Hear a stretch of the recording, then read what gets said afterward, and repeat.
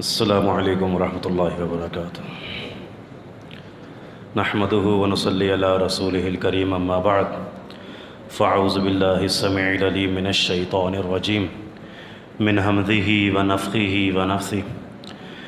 اللہ لا الہ الا هو الحی القیوم لا تأخذہ سنۃ ولا نوم لہ ما فی السماوات وما فی الارض من ذا الذی یشفع عنده الا بإذنہ يعلم ما بين أيديهم وما خلفهم ولا يحيطون بشيء من علمه إلا بما شاء وسع كرسيه السماوات والأرض ولا يؤوده حفظهما وهو العلي العظيم۔ رب اشرح لي صدري ويسر لي أمري واحلل عقدة من لساني يفقهوا قولي رب زدني علما رب زدني علما رب زدني علما۔ تمام قسم کی تعریفات اللہ وحدہ لا شریک مالک ارض و سما خالق کائنات کے لیے ہیں، اور بے شمار درود و سلام ہوں پیغمبر بحر و بر شافی روز جزا حضرت محمد مصطفیٰ صلی اللہ علیہ وآلہ وسلم کی ذات پر، جن کے ذریعے اللہ نے اہل کائنات کی ہدایت اور رہنمائی کا بندوبست فرمایا۔ آپ تمام احباب کوئی علاقے سے ہمارے یہاں آتا ہے اور کوئی دور دراز علاقوں سے ماشاءاللہ اس اجتماع میں تشریف لا رہے ہیں، علماء کرام بھی، عوام بھی، ہماری مائیں بہنیں بھی۔ اللہ تعالیٰ آپ کا یہاں آنا اپنی بارگاہ میں قبول و منظور فرمائے۔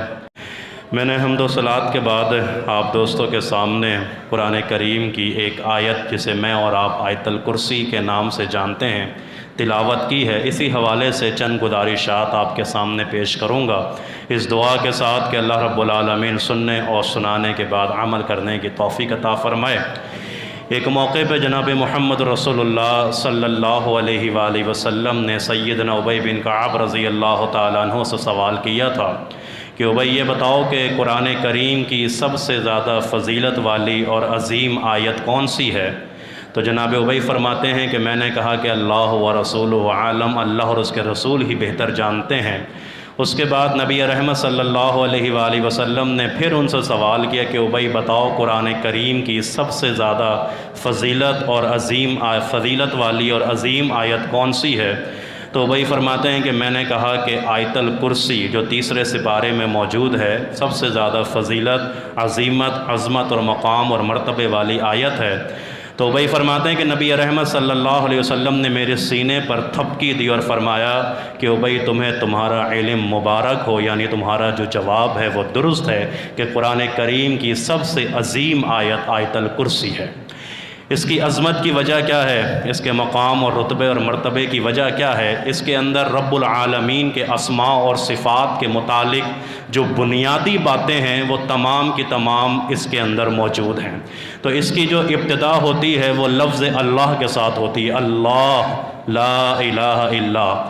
اللہ جو ہے لفظ اللہ، یہ اپنے علم میں لے آئیے کہ یہ اللہ جو لفظ ہے یہ پوری کائنات کی روح ہے، کہ جب تک اس کائنات کے اندر اللہ کہنے والے، اللہ سے مدد لینے والے، اللہ رب العالمین کے سامنے اپنی حاجات کو رکھنے والے موجود ہیں، یہ کائنات باقی رہے گی۔ جب اس کائنات سے اللہ سے مدد لینے والے اور اللہ کا نام لیوا چلے جائیں گے، یہ کائنات فنا ہو جائے گی، تباہ ہو جائے گی، برباد ہو جائے گی۔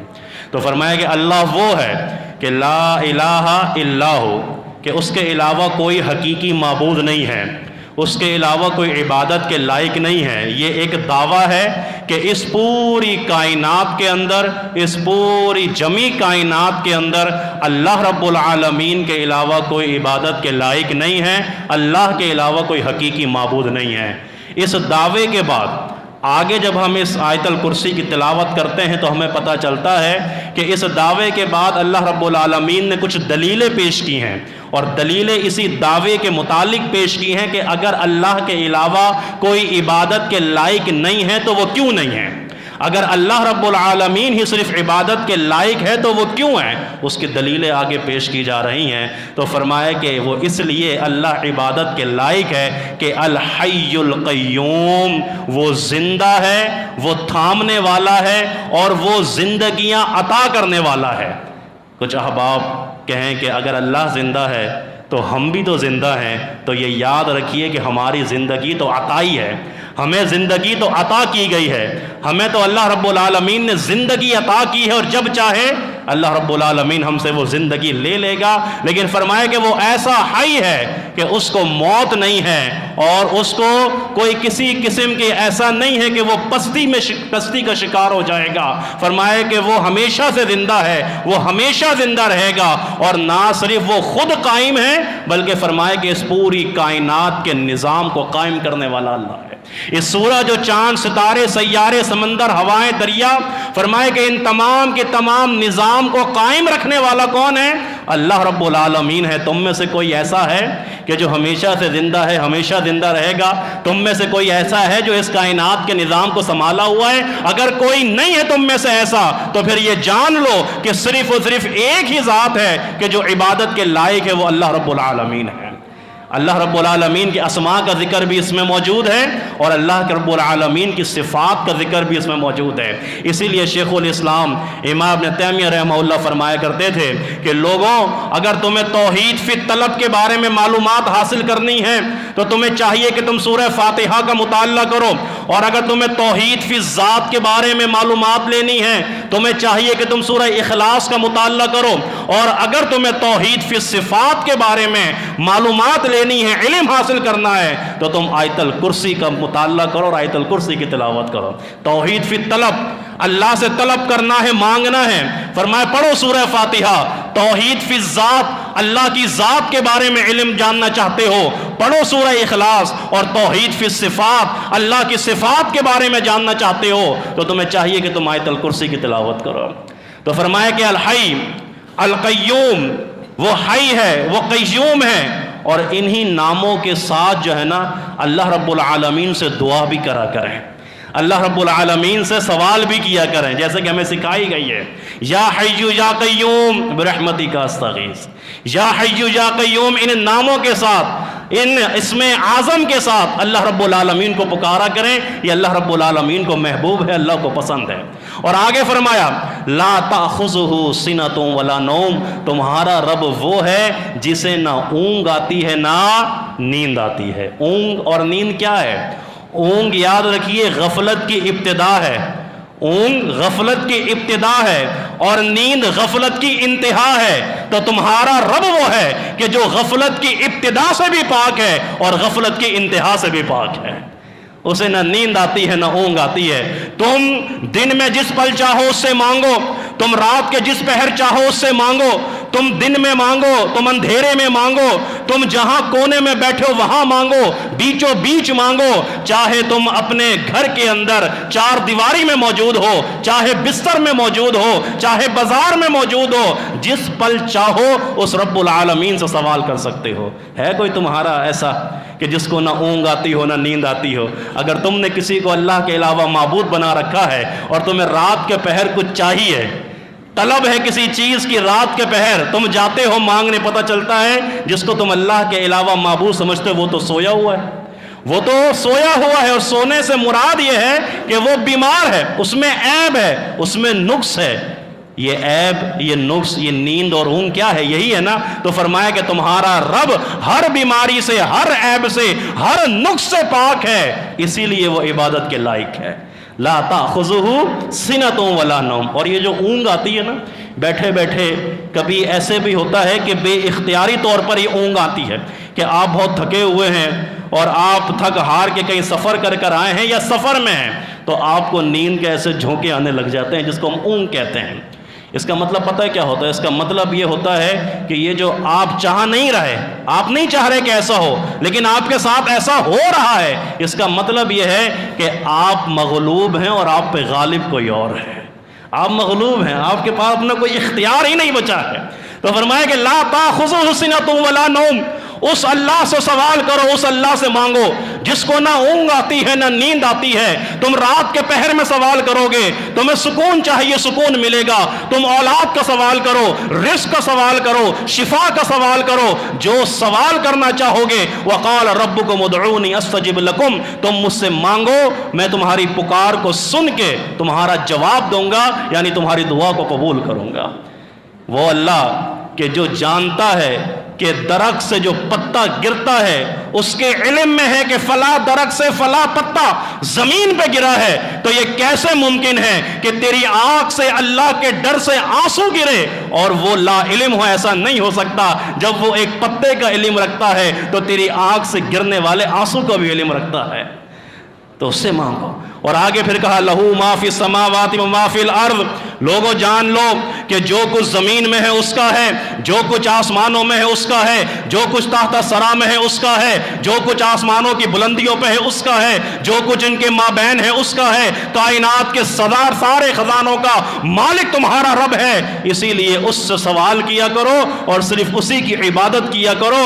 جب بھی مانگنا ہو اسی اللہ سے سوال کیا کرو۔ کیوں؟ کیونکہ لہو ما فی السماوات وما فی الارض، سارے خزانوں کا مالک وہ ہے، ساری کے سارے تمہارے فضل کا، نعمتوں کا مالک وہ اللہ ہے، اسی لیے اس سے سوال کیا کرو۔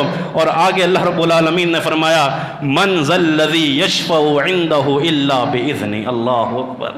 ہے کسی کی طاقت، ہے کسی کی جرت اور ہمت کہ جو اللہ رب العالمین کے حکم کے بغیر کسی کی سفارش کر سکے؟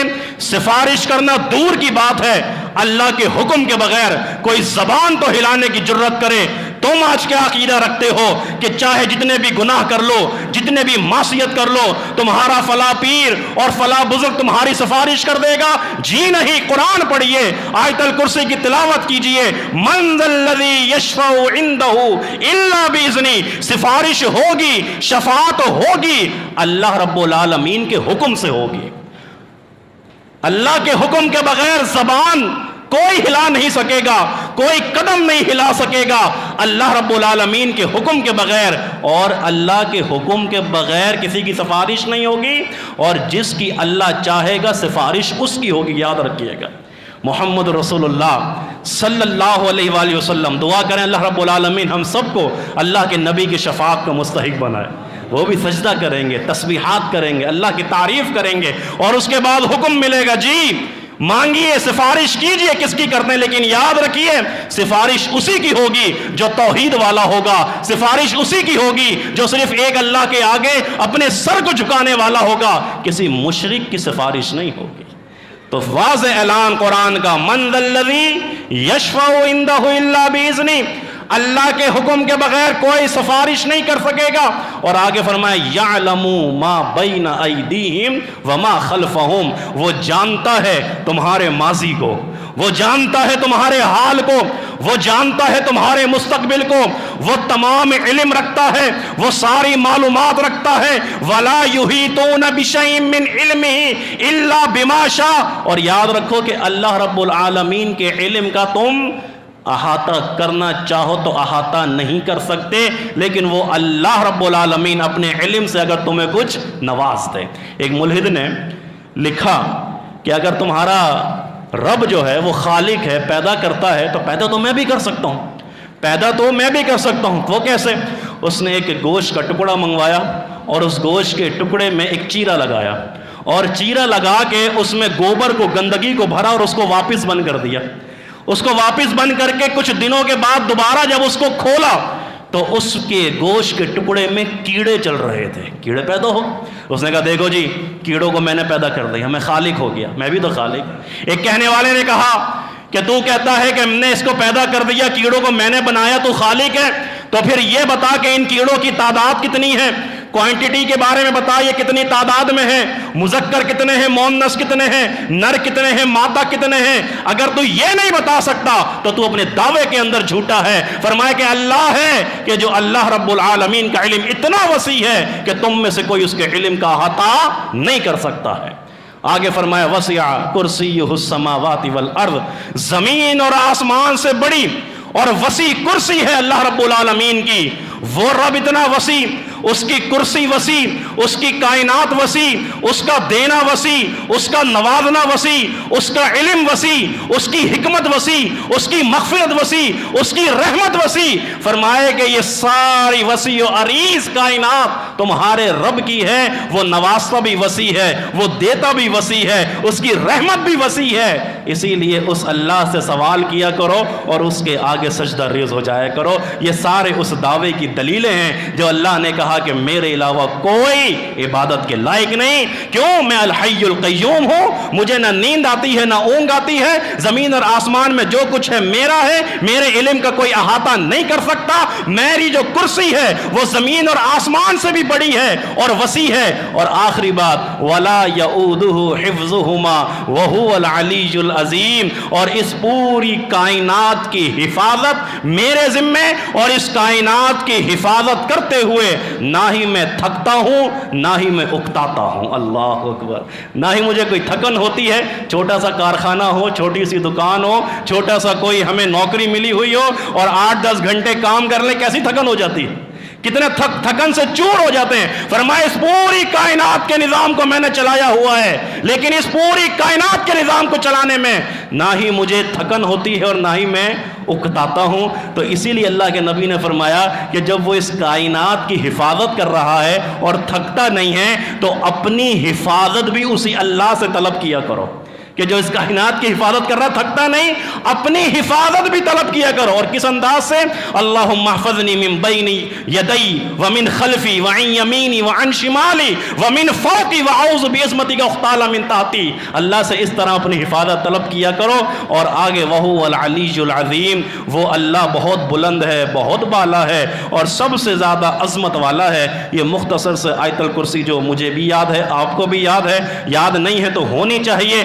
آپ شریر جنوں سے اور شریر شیاطین سے محفوظ رہ سکتے ہیں. آپ کی جان اور مال کی حفاظت ہوگی جب آپ اس کو پڑھیں گے اور سمجھ کر پڑھیں گے تو یقینی طور پہ اس کا دگنا اجر ہوگا. اللہ سے دعا ہے اللہ ہم سب کو عمل کرنے کی توفیق